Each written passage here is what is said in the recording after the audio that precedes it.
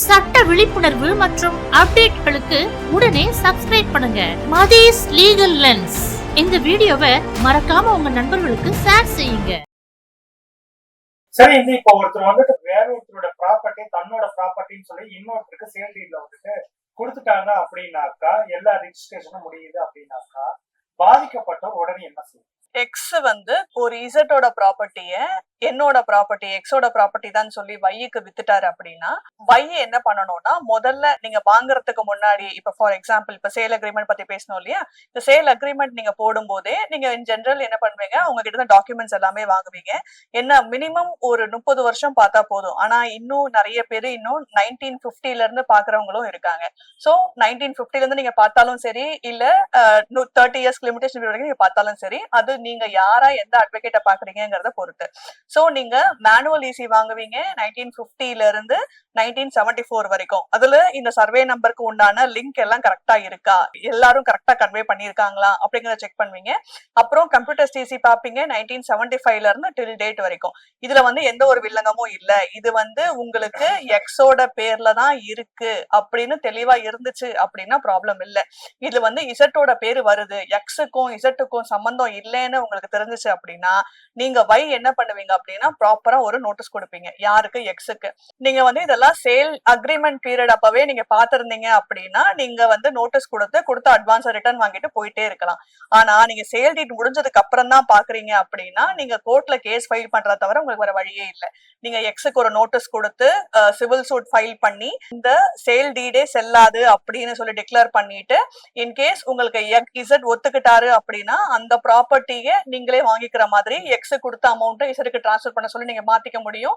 In case Z ஒத்துக்கல அப்படின்னா, நீங்க கொடுத்த அமௌண்ட் பேசிக் இன்ட்ரெஸ்ட் நம்ம சிவில் கோர்ட் நமக்கு கொடுப்பாங்க. சோ அந்த மாதிரி ஏதாவது கோர்ட் டிஸ்கிரிஷன்ல நீங்க மறுபடியும் அமௌண்ட் வாங்கிட்டாலும் வாங்கிக்கலாம். Depends on the court's discretion தான். சோ நீங்க வழக்கு தொடர்றதை தவிர உங்களுக்கு வேற எந்த ஒரு உரிமையும் எதுவுமே கிடையாது அந்த இடத்து மேல. பிளஸ் வந்து கோர்ட் மட்டும்தான் உங்களுக்கு இதுல வந்து உங்களுக்கு ஹெல்ப் பண்ண முடியும், உங்களுக்கு ரெமெடி கொடுக்க முடியும். இதுல வந்து டிஸ்ட்ரிக்ட் ரெஜிஸ்ட்ராரோ சப் ரெஜிஸ்ட்ராரோ வேற யாருமே வந்து உங்களுக்கு எந்த ஹெல்ப்பும் பண்ண முடியாது. அப்படி அவங்க பண்ணுவாங்க, நீங்க வெயிட் பண்ணீங்க, நீங்க டைம் வேஸ்ட் பண்ணுவீங்க. சோ இந்த மாதிரி ஏதாவது ப்ராப்ளம்ஸ் அரைஸ் ஆச்சு அப்படின்னா, நீங்க முதல்ல எடுத்த உடனே நீங்க பண்ணிட்டு ஒரு நோட்டீஸ் கொடுக்கணும், அப்புறம் சிவில் சூட் ஃபைல் பண்ணணும். சரி, வந்து நிறைய பேர் இப்ப பேங்க் லோன் மூலியமா ப்ராப்பர்ட்டி வாங்குறாங்க. அப்படி லோன் மூலியமா ப்ராப்பர்ட்டியை வாங்குறவங்க அந்த இதை வந்துட்டு வேற ஒருத்தருக்கு சேல் டீட் மூலியமா விற்கிறாங்க அப்படின்னாக்கா, அந்த சேல் டீடு முதல்ல செல்லுமா, அதை வந்து பதிவு பண்ண முடியுமா? அப்படி வாங்கினவரு எது விஷயத்த கவனமா இருக்கும்? இன் ஜெனரல் இதுல ரெண்டு விஷயம் இன்வால்வ் ஆயிருக்கு. எப்பவுமே அடமானத்துல இருக்கிற சொத்தை வந்து விற்க முடியாது. அப்படி அடமானத்துல இருக்கிற சொத்தை வந்து அவங்க விற்கிறாங்க அப்படின்னா, ஒண்ணு பேங்கோட கன்சென்ட்டோட ஒண்ணு, இன்னும் பேங்கோட கன்சென்ட் இல்லைன்னா என்ன அப்படிங்கறதுதான். இப்போ பேங்கோட கன்சென்ட்டோட நீங்க அடமானம் வச்ச சொத்தை வந்து வேற யாருக்காவது விற்கிறீங்க அப்படின்னா, அந்த ஒரிஜினல் யார் மேல கடன் வாங்கியிருக்காங்களோ அந்த பர்சன் ரிலீவ் ஆயிருவாங்க. அடுத்து யாரு வாங்குறாங்களோ அந்த பர்சன் தான் பேங்குக்கு வந்து லயபிள் அந்த கடனை வந்து அடைக்கிறதுக்கு. இதுவே பேங்கோட நாலேஜ் இல்லாம, பேங்கோட கன்சென்ட் இல்லாம நீங்க வந்து அந்த இடத்த வாங்குறீங்க அப்படின்னா, அந்த இடத்தையோ அந்த ப்ராப்பர்ட்டியோ நீங்க என்ன வாங்கினாலுமே கன்சென்ட் இல்ல அப்படின்னா, பேங்குக்கு வந்து ரெண்டு பேர் மேலயும் வந்து எடுக்க வந்து ரைட்ஸ் இருக்கு. அதாவது ஒரிஜினலா யாரு கடன் வாங்கினாங்களோ அவங்க பேர்லயும், அதுக்கப்புறம் புதுசா யாரு வந்து அந்த இடத்த ஒழுங்கா டைட்டில் செக் பண்ணாம, இந்த விக்கிறதுக்கு இவருக்கு உரிமை இருக்கான்னு ஒழுங்கா செக் பண்ணாம வாங்கினவர் பேர்லயும் சரி, அந்த ப்ராப்பர்ட்டியை அட்டாச் பண்ணிக்கிறதுக்கும் சரி பேங்குக்கு வந்து ரைட்ஸ் இருக்கு. பொதுவா இந்த மாதிரி சிச்சுவேஷன்ல தேர்ட் பார்ட்டி ஒருத்தங்க அப்படி அடமானம் இருக்கிற சொத்தை வாங்குறாங்க அப்படின்னா, அப்படி காசு மொத்தமா கொடுத்து அந்த அடமானத்தை மீட்டு அந்த அடமானத்தை ரத்து செஞ்சு ரெஜிஸ்டர் பண்ணதுக்கு அப்புறம் அந்த எக்ஸ் கிட்ட இருந்து வை சேல் டீட் ரெஜிஸ்டர் பண்ணிக்கணும். அதுதான் பெஸ்ட். இப்போ ஒரு ப்ராப்பர்ட்டியில வாரிசு சிக்கல்கள் மற்றும் சட்ட சிக்கல்கள் இருக்கிற ஒரு ப்ராப்பர்ட்டிய ஒருத்தர் வந்துட்டு தெரியாம ஏமாந்து வாங்கிட்டாரு அப்படின்னாக்கா, அவருக்கு என்ன விதமான சட்ட பாதுகாப்பு இருக்கு? இப்போ ஏதாவது ஒரு பிரச்சனை இருக்கும் போது தெரியாம நீங்க வாங்கிட்டீங்க அப்படிங்கறது நீங்க சொல்றதே முதல்ல தப்பு. சட்டப்படி வந்து செல்லாது. ஒரு இடத்த நீங்க வாங்கும் போது ஒழுங்கா ஈசி போட்டு செக் பண்ணி டாக்குமெண்ட் எல்லாம் வெரிஃபை பண்ணி நீங்க அப்படித்தான் பாத்துருக்கணும். அதுக்கு ஹெல்ப் பண்றதுக்கு தான் நாங்க இருக்கோம். ஏன் உங்களுக்கு அந்த பத்திரத்தை நீங்க ஜென்ரலா ஒரு ஈசியை வாங்கி படிச்சாலோ இல்ல அந்த பத்திரத்தை நீங்க படிச்சாலோ, உங்களுக்கு ஒரு 1975ல இருந்து நீங்க இப்ப வரைக்கும் பாத்தீங்கன்னாலே உங்களுக்கு கிளியரா தெரிஞ்சிரும் லிங்க் எல்லாம் கரெக்டா இருக்கா. இப்ப ஃபார் எக்ஸாம்பிள் ஏ கிட்ட இருந்து பிக்கு வருது, பி கிட்ட இருந்து சிக்கு வருது, ஏ கிட்ட இருந்து பிக்கு வருது, அதே எக்ஸ்டென்ட்ல தான் வருதா, அதே இடம் தான் வருதா, ஏ கூட சேர்ந்து வேற யாராவது விக்கிறாங்களா, ஏ கூட சேர்ந்து வேற யாராவது வித்தாங்க அப்படின்னா ஏக்கும் பிக்கும் என்ன சம்பந்தம், அதுல வேற யாராவது வாரிசு விடுபட்டு இருக்காங்களா. சோ அந்த மாதிரி நீங்க எல்லாத்தையுமே வந்து தெளிவா பார்த்து செக் பண்ணி தான் வாங்கணும். இது வந்து ஏவோட தனிப்பட்ட ப்ராப்பர்ட்டியா, இல்ல ஏ வேற ஏதாவது கம்பெனி பேர்ல வாங்கின ப்ராப்பர்ட்டியா, ட்ரஸ்ட் பேர்ல இருந்த ப்ராப்பர்ட்டியா. ட்ரஸ்ட்னா விக்கிறதுக்கு வந்து உங்களுக்கு ரைட்ஸே இல்ல, உங்க கோர்ட் பெர்மிஷன் வாங்கணும்.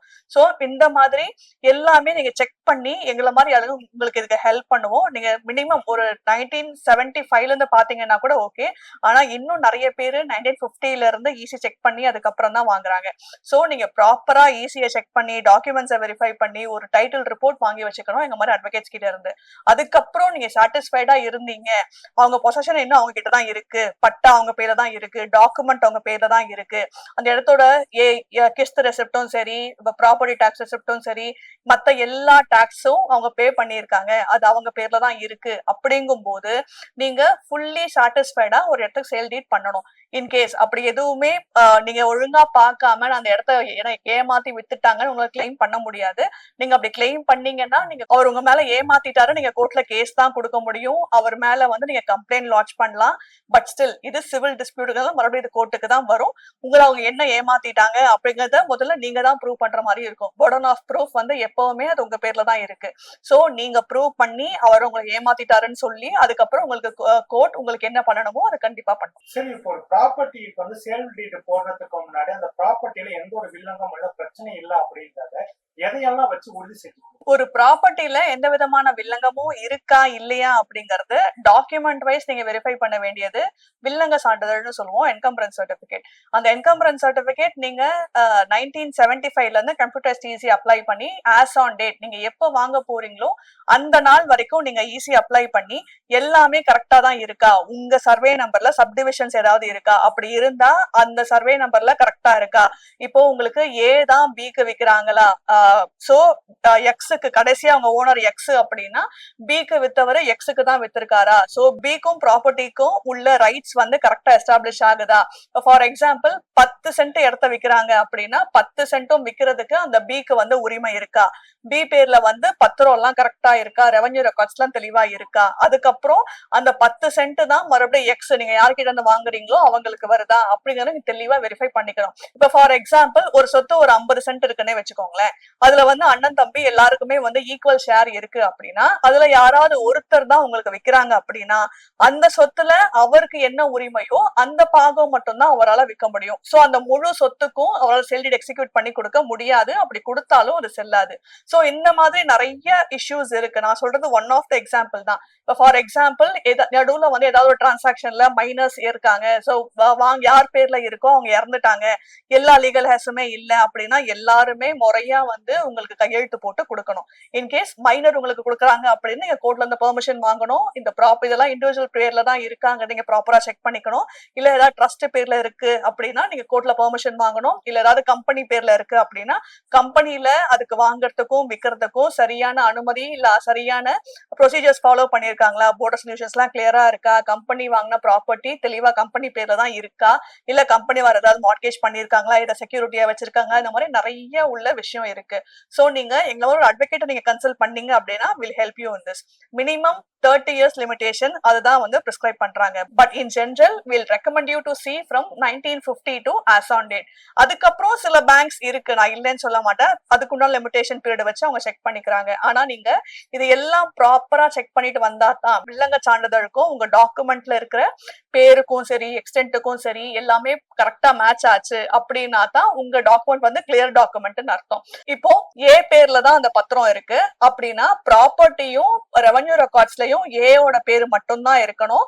முன்னாடி வித்த எக்ஸோட பேரு இருந்துச்சு அப்படின்னா இந்த ஏ என்ன பண்ணணும், இந்த இடத்த விற்கும் போது தன்னோட பேருக்கு மாத்தி அதுக்கப்புறம் தான் அவங்க விற்க முடியும், அப்படி வித்தாதான் கரெக்ட். இன்கேஸ் நடுவுல ஏதாவது பிரச்சனை இருந்துச்சு, வேற யாரோட பேராவது தேவையில்லாம உள்ள வந்துச்சு, இல்ல வேற சர்வே நம்பர் உள்ள இன்க்ளூட் ஆயிருக்கு, எப்படி இவங்க பேர் உள்ள வந்துச்சுன்னே தெரியல அப்படின்னா இந்த மாதிரி வில்லங்கத்தெல்லாம் நீங்க சரி பண்ணிட்டு ப்ராப்பரா செக் பண்ணிட்டு வெரிஃபை பண்ணிட்டு கேஸ் இருக்கான்னு பார்த்துட்டு ஏதாவது வில்லங்கம் இருக்கான்னு பார்த்துட்டு ஏதாவது அடமானம் இருக்கான்னு பார்த்துட்டு ப்ராப்பரா நீங்க செக் பண்ணி நீங்க ரெஜிஸ்டர் பண்ணிக்கணும். சோ நீங்க இதெல்லாம் ப்ராப்பரா செக் பண்ணீங்கன்னாலே உங்களுக்கு உங்களோட சேல் டீட் எக்ஸிகியூஷன்ல வந்து எந்த ஒரு ப்ராப்ளமும் அரைஸ் ஆகாது. இன்கேஸ் அப்படி ஏதாவது ப்ராப்ளம் வந்துச்சு அப்படின்னா நீங்க தான் ப்ராப்பரா நோட்டீஸ் கொடுத்து கோர்ட் அணுகி போலீஸ் ஸ்டேஷன்ல போய் கம்ப்ளைண்ட் லாட்ஜ் பண்ணி உங்களோட பிரச்சனையை சரி பண்ணிக்க முடியும். மெஜாரிட்டி இதுக்கு உண்டான பதில் உங்களுக்கு கோர்ட்ல தான் கிடைக்கும். இன்கேஸ் அந்த சேல் டீட்லயோ அந்த இடத்துலயோ ஏதாவது பிரச்சனை வந்துச்சு அப்படின்னா உங்களுக்கு உண்டான ரெமெடி உங்களுக்கு வந்து கோர்ட்ல மட்டும்தான் கிடைக்கும். வேற எங்கேயும் தரகர்கிட்ட போய் காசு கொடுத்தோ அந்த மாதிரி எல்லாம் ஏமாந்துறாதீங்க. சரி, இந்த இப்போ சேல் டீட முடிக்கிறதுக்கு முன்னாடி அந்த ப்ராப்பர்ட்டியில இருக்கக்கூடிய பட்டா சிட்டா ஈசி இதை எதை முக்கியமா வச்சுக்கிட்டு சரி பார்க்கணும், எதோடைய உண்மைத்தன்மை வந்து நமக்கு உறுதியா பாதுகாப்பா இருக்கும்? இப்போ நீங்க சொல்ற பட்டா சிட்டா அடங்கல் இன்ஃபேக்ட் ஏ ரெஜிஸ்டர் இது எல்லாமே வந்து ரெவென்யூ டிபார்ட்மெண்ட்ல இருந்து கொடுக்கறது, அதாவது தாசில்தார் ஆபீஸ்ல இருந்து கொடுக்கறது. பட் இது எல்லாமே வந்து ஒருத்தரோட அந்த இடம் ஒருத்தர் பேர்ல தான் இருக்கு, அவரோட பொசஷன்ல தான் இருக்கு, அதாவது அவர்கிட்ட தான் அவர் அந்த இடத்துல தான் இருக்காருங்கிறதுக்கு உண்டான ப்ரூஃபே தவிர அது கன்க்ளூசிவ் ப்ரூஃப் ஆகாது. எப்பவுமே சேல் டீட் ரெஜிஸ்டரான டீட்ஸ் மட்டும் தான். அது சேல் டீடுன்னு இல்ல, அது பார்ட்டிஷன் டீடா இருக்கலாம், அது வந்து செட்டில்மெண்ட் டீடா இருக்கலாம், அது வந்து என் கிஃப்ட் டீடா இருக்கலாம், ரிலீஸ் டீடா இருக்கலாம். ஒரு ரெஜிஸ்டரான டாக்குமெண்ட் பத்திரம் மட்டுமே தான் எப்பவுமே வந்து ஒரு கன்க்ளூசிவ் ப்ரூஃப். தியாகராஜன் வர்சஸ் ஐயாசாமிங்கிற வழக்குல மெட்ராஸ் ஹைகோர்ட் என்ன சொல்லியிருக்காங்க அப்படின்னா பட்டா வந்து எப்பவுமே கன்க்ளூசிவ் ப்ரூஃப் ஆகாது, ரெஜிஸ்டர்ட் டாக்குமெண்ட்ஸ் மட்டும் தான் கன்க்ளூசிவ் ப்ரூஃப் அப்படிங்கறது ரொம்ப தெளிவா சொல்லியிருக்காங்க. சோ அந்த மாதிரி இந்த ரெஜிஸ்டர்ட் டாக்குமெண்ட்ஸ் மட்டும் தான் உங்களுக்கு எப்பவுமே சப்போர்ட் பண்ணும். இந்த ரெவென்யூ ரெக்கார்ட்ஸ் எல்லாமே உங்களுக்கு சப்போர்ட் பண்ற சப்போர்ட்டிங் டாக்குமெண்ட்ஸ் தான், உங்ககிட்ட தான் இருக்கு, உங்க பொசிஷன்ல தான் இருக்குங்கிற ஒரு சப்போர்ட்டிங் டாக்குமெண்ட்ஸை தவிர அது எப்பவுமே ஒரு முழு ப்ரூஃபா மாறாது. சரி, இந்த இப்ப சில பேர் வந்து பாத்தீங்கன்னாக்கா ப்ராப்பர்ட்டியை வந்துட்டு சேல் டீட் வந்துட்டு பதிவு செய்யாமலேயே பவர் ஆஃப் அட்டார்னி மூலமா அந்த ப்ராப்பர்ட்டியை வந்து சேல் பண்ற விஷயம் நடக்குது. இப்படி செய்யறது வந்து சட்டப்படி சரியா? இப்படி செஞ்சாக்கா வாங்குறவருக்கு ஏதாவது சட்ட சிக்கல் வருமா? நீ கேக்குறத பார்த்தா ரொம்ப டீடைலா போற மாதிரி தெரியுது. இன் ஜெனரல் எப்பவுமே சேல் டீட்ல இருக்கிறவங்களுக்கு மட்டும்தான் வந்து உரிமை இருக்கு. சேல் டீட் ஓனர் கிட்ட இருந்து பவர் வாங்குறவங்களுக்கு அதை மாத்தி விடுறதுக்கு மட்டும்தான். ஃபார் எக்ஸாம்பிள் அது எந்த பவருங்கிறத பொறுத்து, ஸ்பெஷல் பவர் விற்கிறதுக்கு வாங்கியிருக்காங்க அப்படின்னா அவங்களுக்கு விற்கிறதுக்கு மட்டும், இல்ல வேற ஏதாவது பர்பஸ்க்கு வாங்கியிருக்காங்க அப்படின்னா அந்த பர்பஸ்க்காக மட்டும்தான் அந்த பவரை யூஸ் பண்ண முடியும். இது இன்னும் டீடைல்டா பேசணும், இதை பத்தி நம்ம இன்னொரு நாள் கண்டிப்பா பேசலாம். இந்த சேல் டீட பத்தி நீங்க இன்னும் நிறைய விஷயம் தெரிஞ்சுக்கணும் அப்படின்னா please subscribe to Mathi's legal lens.